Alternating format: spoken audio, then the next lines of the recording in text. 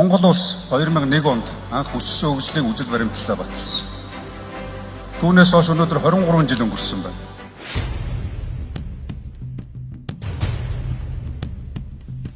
Алсын хараа 2050 Монгол улсын урт хугацааны хөгжлийн бодлого, шин сэргэлтийн бодлогын хот хөдөөгийн сэргэлтийн зорилтыг хэрэгжүүлэх, хот хөдөөгийн хөгжлийн тэнцвэрийг хангах зорилгоор Монгол улсын засгийн газраас 2024 оныг бүсчилсэн хөгжлийг дэмжих жил болгон зарлалаа.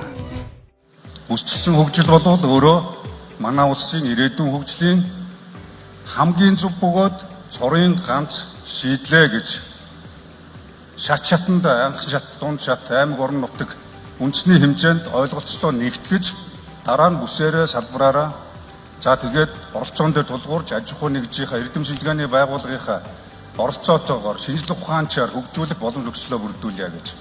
Хоёрдугаарт энэ бол 1990 онд би төвлөрсөн эдийн засгаас зах зээлийн эдийн засагт шилжилтийн 30 жилээс гарч хөгжлийн шин шилжилт рүү орж байгаа ийм үе шатаа гэж. Тэгэхээр энэ хөгжлийн шин шатанд бид 30 жилийг зарцуулах биш. Магадгүй одоо 3 жил, 4 жил цаашлаад 10 жилийн хугацаанд бүх одоо хөгжлийн шин загваруудаа шин стандартаар бий болгоё гэж. Яагаад шин стандарт гэж яах вэ? Стандарт хаана байна тэнд хөгжил түүчэлж байдаг. Стандарт хаана байна тэнд эмх зэгц байдаг.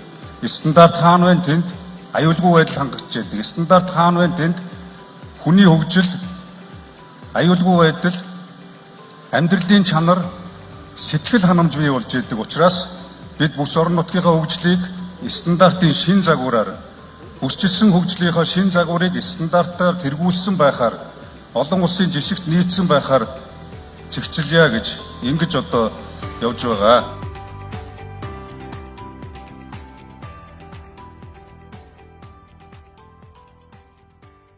(2024 оны 1 сар Монгол улсын ерөнхий сайдын 2024 оны 11-р захирамжаар бүсчилсэн хөгжлийн үзэл баримтлал шинжлэх, холбогдох хууль тогтоомжинд өөрчлөлт оруулах төслийг боловсруулах ажлын хэсгийг байгуулав.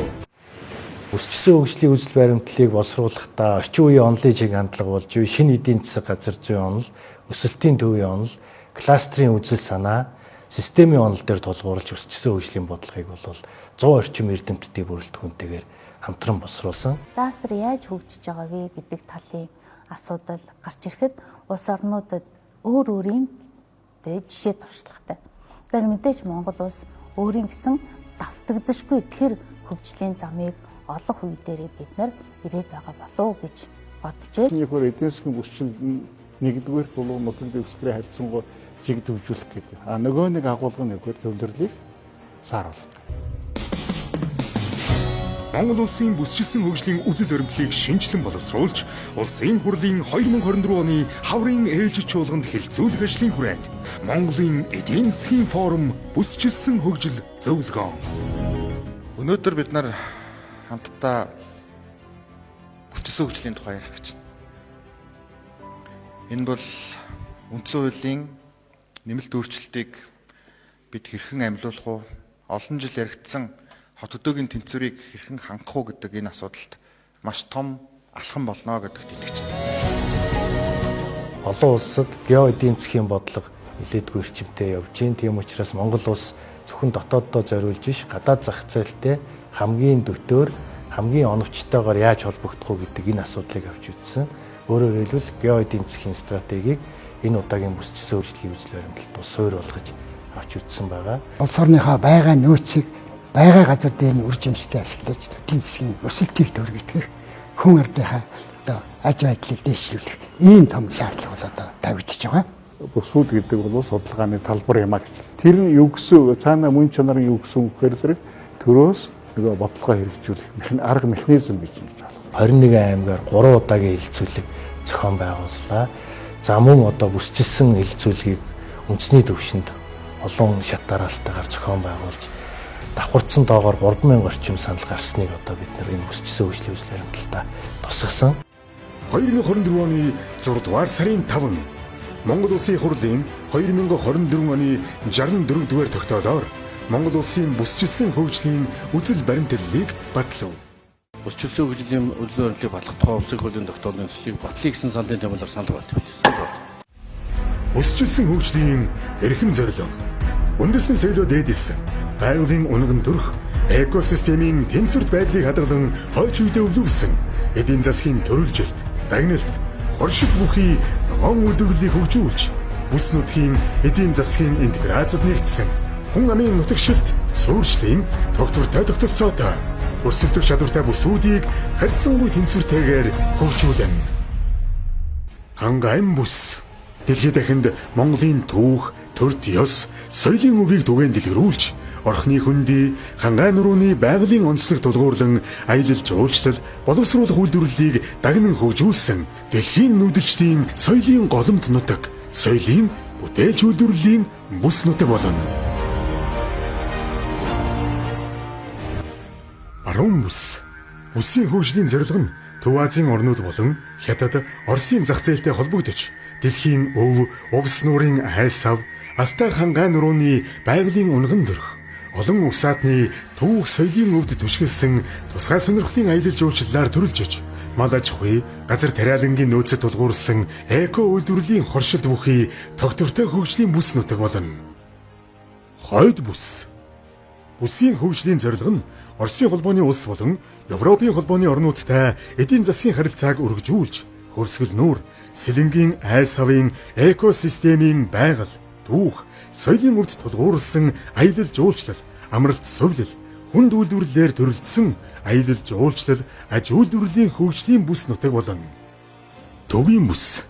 Төвийн бүсийн хөгжлийн зорилго нь олон улсын эдийн засгийн интеграц, тээвэр логистикийн нэгдсэн сүлжээнд холбогдож, уламжлалт мал аж ахуй болон эрчимдсэн хөдөө аж ахуй, боловсруулах үйлдвэрлэлээр төрөлжиж, дотоодын хэрэгцээгээ бүрэн хангасан эрүүл хүнс үйлдвэрлэгч, экспортлогч бүс нутаг болно.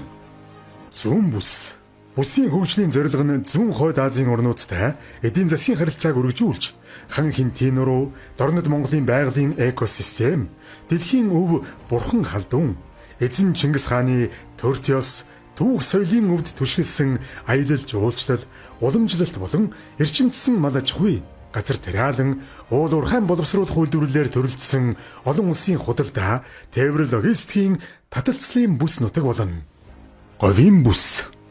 Бүсийн хөгжлийн зорилго нь бүгд найрамдах Хятад ард улс болон Өмнөд Азийн орнуудтай эдийн засгийн харилцааг өргөжүүлж, өндөр технологи бүхий уул уурхай, хүнд үйлдвэрлэлээр дагнан төрөлдсөн говийн унган байгаль, түүх соёлын өв, палеонтологийн нөөцөд түшгэлсэн аялал жуулчлал хөгжсөн үндэсний баялагын санг бүрдүүлэгч бүс нутаг болно. 2024 оны 6 дугаар сарын 29. 2024 оны Улсын хурлын ээлжид сонгуул анх удаа бүсчилсэн тойргоор зохион байгуулагдав. 2024 оны 8 дугаар сарын 14 Монгол Улсын засгийн газрын 2024 оны 33 дугаар тогтоолоор бүсчилсэн хөгжлийн үндэсний хүрээлэнг байгуулав. 2024 оны 8 дугаар сарын 24 Монгол Улсын засгийн газрын 2024 оны 21 дугаар тогтоолоор бүсчилсэн хөгжлийн үндэсний бүрэлдэхүүнийг шинжилэн батлав. 2024 оны 8 дугаар сарын 27 Монгол Улсын засгийн газрын 2024-өөс 2028 оны үйл ажиллагааны хөтөлбөрийн 1-р бүлэгт бүсчилсэн хөгжлийн бодлогыг хэрэгжүүлэхээр тусгав. 2024 оны 10 дугаар сарын 8 бүсчилсэн хөгжлийн үндэсний хорооны анх дугаар хурлыг зохион байгуулав. Бүс нутгийнх нь орон нутгийнх нь удирдлагуудыг, аж ахуй нэгжүүдийг, за төрийн бус байгууллагуудын оролцоог хангаж, эрдэмтэн судлаачдын ингээд бүх нийгмийн бүхий л талын оролцоог хангаж байж үйл ажиллагааг нь идэвхжүүлэх шаардлагатай байгаа учраас өнөөдөр Монгол Улсын засгийн газрын тогтоолоор байгуулагдсан үндэсний хороо анх дугаар хуралдаанаа хийж үйл ажиллагааныхаа энэ 24 оныг дуусгах төлөвлөгөөгөө батллаа. Бүс орон нутгийн хөгжлийг хязгаарлаж буй хүчин зүйлсийг шуурхай шийдвэрлэх, харилцан санал солилцож, нэгдсэн ойлголтод хүрэх, бүсийн хөгжлийг дэмжих, хөрөнгө оруулалт, төслүүдийн талаар хэлэлцэх, бүсийн хөгжлийг дэмжих, хамтын ажиллагааг үргэлжлүүлэх, олон нийтэд мэдээлэл өгөх зорилго бүхий бүсүүдийн хөгжлийн үндэсний чуулган шинэ стандарт.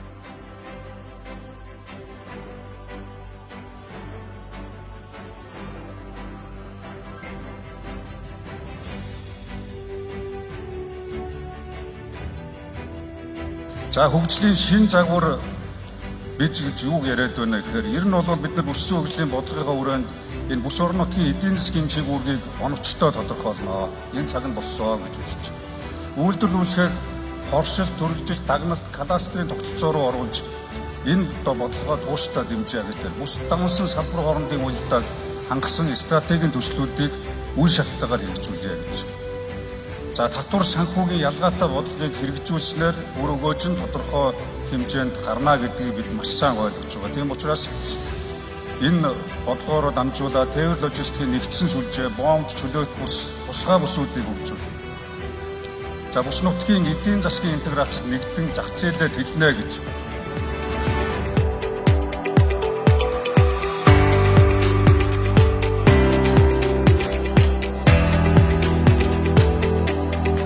Төвийн бүс нийслэл Улаанбаатар хот энэ дунд оршиж байна. Хүн амын 53%, үр тарианы үйлдвэрлэлийн 68.2%, төмсний 77.5%, хүнсний ногооны 71.7%, хүлэмжийн аж ахуйн 99%, хөнгөн хүнсний үйлдвэрүүдийн 90%, тэжээлийн үйлдвэрлэл 99% энэ бүс нутагт явагдаж байна. Өссөн хөгжлийн үзэл баримтлал дээр суурилсан шин төрлийн татварын бодлогыг одоо санал болгож байгаа.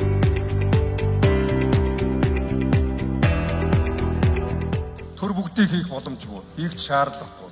Төр боломжийг нь олгоно, бодлогыг гаргаж өгнө. Бодлогоороо дэмжиж аж ахуй нэгжүүд иргэд өөрсдөө хөрөнгө оруулагчид харилцан үр ашигтай хамтарч ажиллаж энэ хөгжлийн бодлогод нөлөө үзүүлэх юм тогтолцоор орё гэж.